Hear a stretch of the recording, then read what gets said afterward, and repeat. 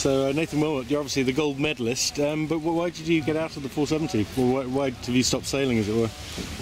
Well, yeah, we are the gold medalists, so I guess we achieved everything I wanted to achieve in the 470, and we won the last race in our only Olympic race, so I figured it was a good time to get out. And for me, it was a little bit harder keeping the weight down being as tall as I am, so get out and find a new challenge and see what else is on offer. So what are you doing now? You're coaching Nick Rogers?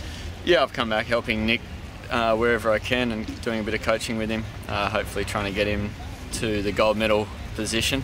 He doesn't have me to beat him this time, so that's the next challenge. Other than that though, sailing a lot in the Melgers classes, 24s, 32s and a bit in the 20s, and just generally doing some big boat sailing wherever I can. Yeah. So how does the 470 sort of set you up for for moving on to big boats? Well, the 470 class sets you up pretty well. It's got, racing's always so close and so competitive. The guys you're racing against are all pretty well known around the world, and I think just the way the boat's set up and the controls you have and the style of racing it is very similar to what you'd find in big boats and find in other racing around the world. So yeah, it gives you a bit of an all-round range of conditions and setups and competition that I think benefits you a great deal in future. Yeah, it's better because it's basically a conventional boat. You got more modes than perhaps you would have on an asymmetric boat. Yeah, there's a whole different style of sailing with the symmetrical. You can go high, you can go low, you can sail all angles you could imagine and get a good feel for what you need to do out of the boat. So yeah, I think it gives you a bit broader range of styles of sailing. Yeah. Obviously, you've come from the Victor Kovalenko School. How much did Victor, the medal maker, affect your sailing? Well, when he turned up in Australia, we were struggling to make Gold Fleet and qualify the country, and then within 3 years of him being there, they won 2 gold medals. So I think he brought quite a lot to the Australian 470 world. Suddenly there was a fleet, and we got quite a good group of young guys coming in from behind now, and Matt and Malcolm are obviously at the top of the world still, so he's just got the Australian fleet right up where they need to be, and has a really good eye for the 470 and knows what it takes to win, and I think he's just continuing that on with the next generation now.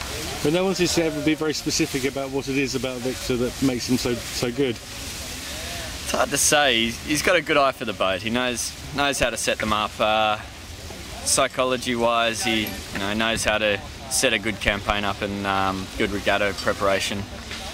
And I think he's been involved in the 470 for so long. He just knows what it takes and knows where you need to be to get the best out of his athletes. Yeah. So, and obviously you've taken all this on board, and now it's being transferred to Nick, I hope.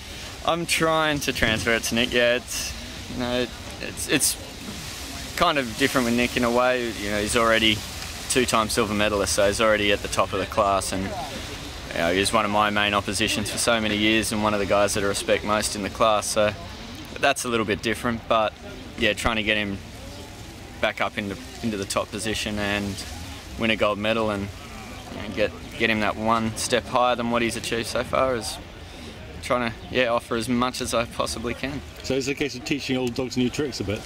A little bit. The style of 470 sailing over the last couple of years has changed slightly. It's got a little bit more physical. The setups have changed a little bit, but it just keeps going around in sort of circles, I guess. And I think where the games are going to be sort of dictates where the fleet heads. So just getting him going from light air, sitting on the side sailing, to back into normal traditional trapezing sailing in 470s, and changing the modes and the setups to help him there, I think is the next step, and just trying to get him where he needs to be to win the gold medal. It says quite a lot about the class that he's obviously been doing it for 15 years now, and that you step in and you're sort of teaching him new things. Oh, I wouldn't say it's teaching him new things. It's refining the old things a little bit, but also just you see quite a lot from the coach boat and watching other people sail, and try to bring that into his campaign when I can and help him out there. So I think that's where it's going to help, and that's where I'm trying to support him as much as I can. Sure. So what would you reckon the future is for the 470 as an Olympic class? Well, I hope it stays in. I think it's a great class. It's got men's and women. It's perfect for that style. For guys Nick's size, it's a perfect boat for him. I don't know what he'd do without it. So I'm hoping it stays in for another Olympics at least. And I think the racing is just still getting better and better. And it's now, you watch the racing now and how physical it's become. It's quite an impressive thing to watch. Yeah, brilliant. Nathan, thanks very much indeed. No worries, thank you.